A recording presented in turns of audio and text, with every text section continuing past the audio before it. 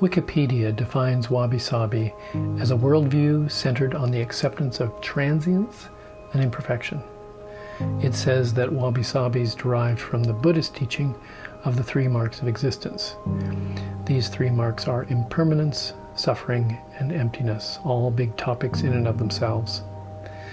The Wikipedia page later quotes me as saying that Wabi Sabi nurtures all that is authentic by acknowledging three simple realities. Nothing lasts, nothing's finished, and nothing's perfect.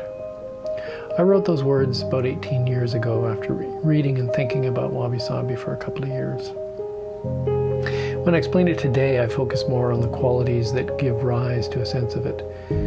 These are usually qualities of age, change, transition, and other similar qualities in nature. There isn't a fixed set of characteristics that make a thing Wabi Sabi. There's no formula, but once you get it, once you really can see it, you easily pick it out as a quality worth seeing. You start seeing it more and more. The important part for the rational mind to understand is that it is a kind of beauty. Ponder that for a while. A worldview that's a kind of beauty. How does that work? Well, once you see Wabi Sabi in nature, once you feel the beautifulness of it, it colors everything else you look at, everything else you think about, and everything else you experience. And that's how important this kind of beauty is. July 31st, here in Pipers Lagoon Park. We've had over a month of no rain. So as you can see in the forest around me, there's a lot of dry, just everything's dry. And I guess this is our future, you know. I've come up onto the little top part here. There's a trail that goes over the top of the ridge now. Behind me here is the trail, winds off over here into the forest, and it just is a nice place to come because not too many people come up here. At first, when I saw that somebody had cut the trail through this forest, I knew it was probably kids, and I was worried that the habitat was being further degraded. But you know, actually, maybe it was the folks that are kind of tending this park, but actually it's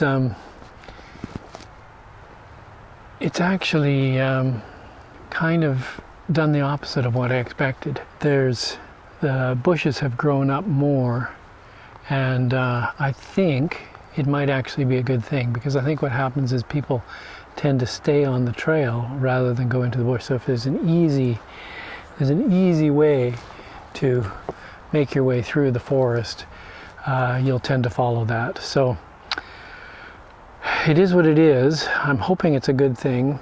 The habitat is really fragile this time of year, you know, because it's so dry, and so you know, if you stray off the trail even a little bit, you're crunching stuff underfoot. So I've tried to stay on this little trail that somebody's made here today, and I arrived this morning, got up at 5, was here about 5:30, sunrise about 5:40, and it wasn't a spectacular sunrise. I had misplaced my neutral density filter, ended up taking photos at a fairly high shutter speed, and it wasn't a spectacular sunrise. It was one of those sunrises that I think of as kind of muddy. It was a low tide, so I was down in the low tide with the pools of water, and so I think shooting that composition with a line directing your eye towards the sunset in the pool of water, I think that might be okay. So if that ended up turning out, I'll put that up here. And then after that, you know, after I'd finished on the beach, I saw people coming. I was actually being chased by a wasp. I don't know why they like to chase me, but anyways, so I left the beach, came up here, wandered up along the trail, and just noticing how incredibly dry it is. It's just, you know, it's kind of over the top, kind of dry. So that's the bad news. The good news is for somebody like me, with my long appreciation of Wabi Sabi, these withering summer dry spells bring a kind of beauty, Wabi Sabi beauty, that not everybody likes. I get that. I mean, I know it's an appreciation. It's almost like an acquired taste, right? You want to share it with others, but it takes a certain person to really appreciate something like this. And what I'm talking about is when things have become colored, in this case, by harshness. And so the leaves here, especially on the Saskatoon berry, the Saskatoon bushes, they have these really nice oval shaped leaves. So there's ocean spray over here, and then right behind me, almost directly behind me, that bush right there is a Saskatoon. It's very Wabi Sabi, very beautiful. It's beautiful almost any time. It has a really nice smooth gray bark.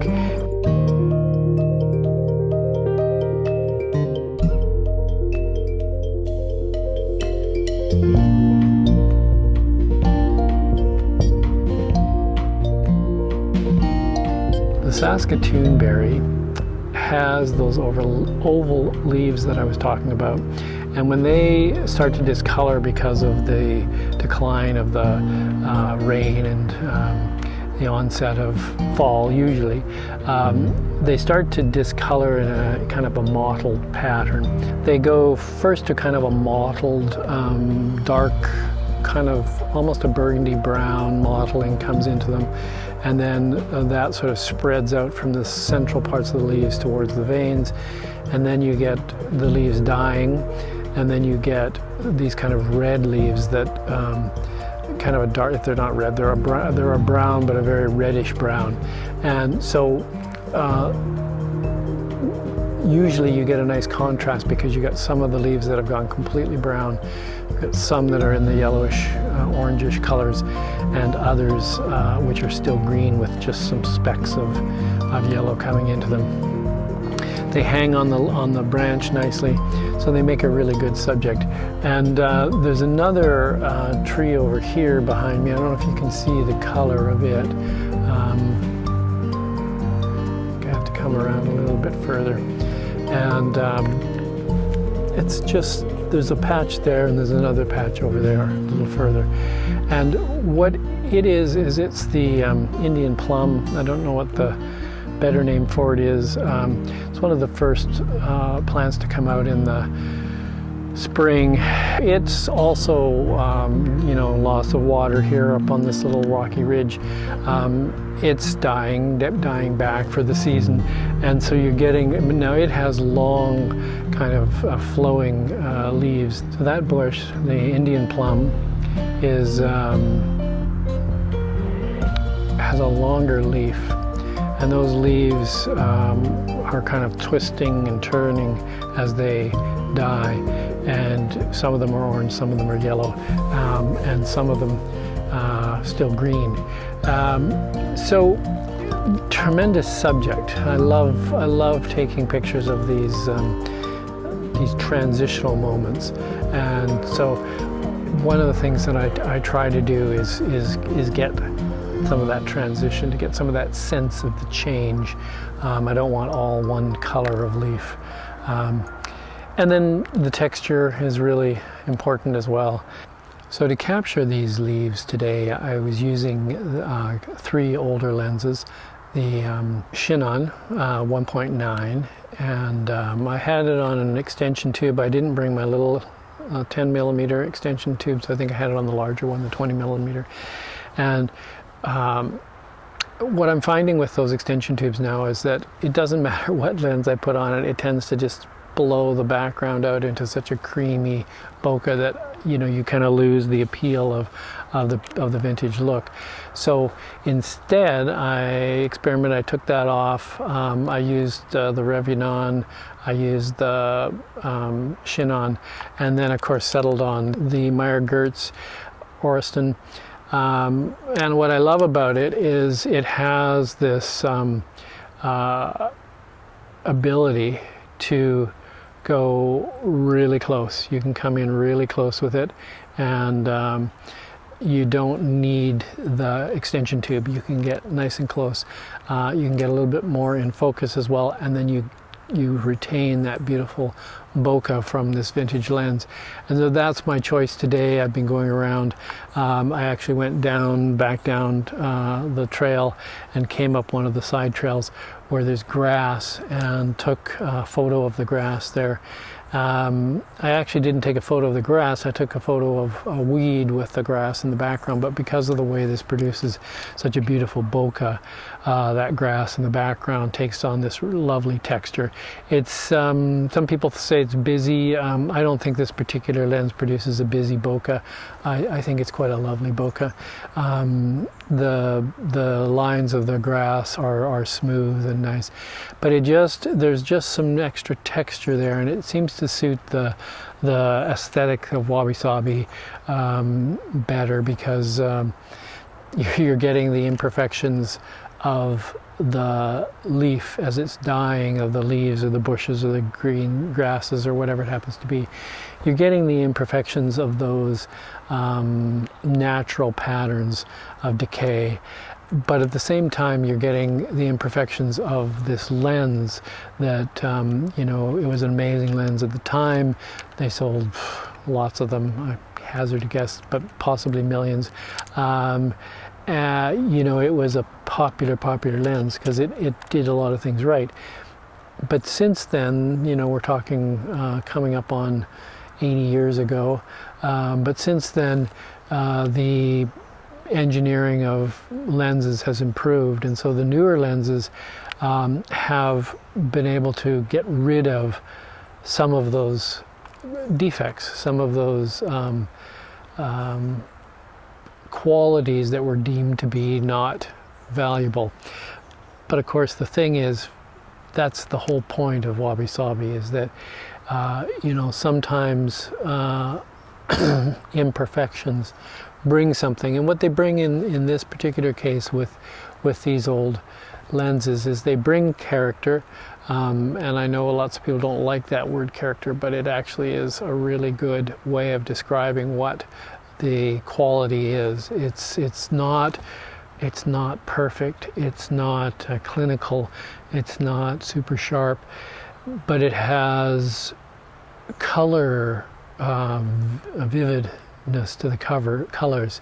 It has these interesting shapes that in some ways, I think they might actually replicate better what it is that we who are sensitive see when we look at one of these situations. When I look at these branches with the leaves hanging off them, I'm seeing a beauty there in the shape, in the form, in the color, and my brain is not zeroing in on the details of the little bits of grit and the little intricacies in the texture of the leaf. That stuff isn't as important to my to my beauty-seeking brain. What is important is that character, that sense of something struggling at the edge of tolerance, adaptation, where these plants have adapted over the years and can survive in these harsher conditions.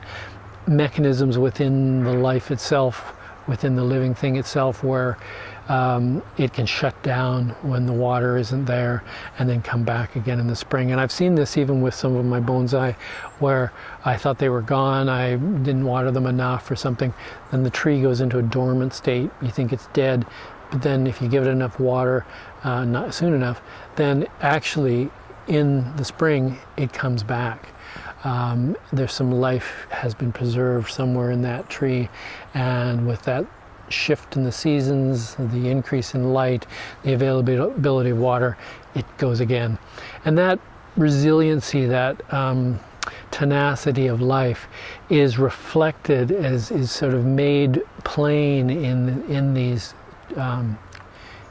structures of decay.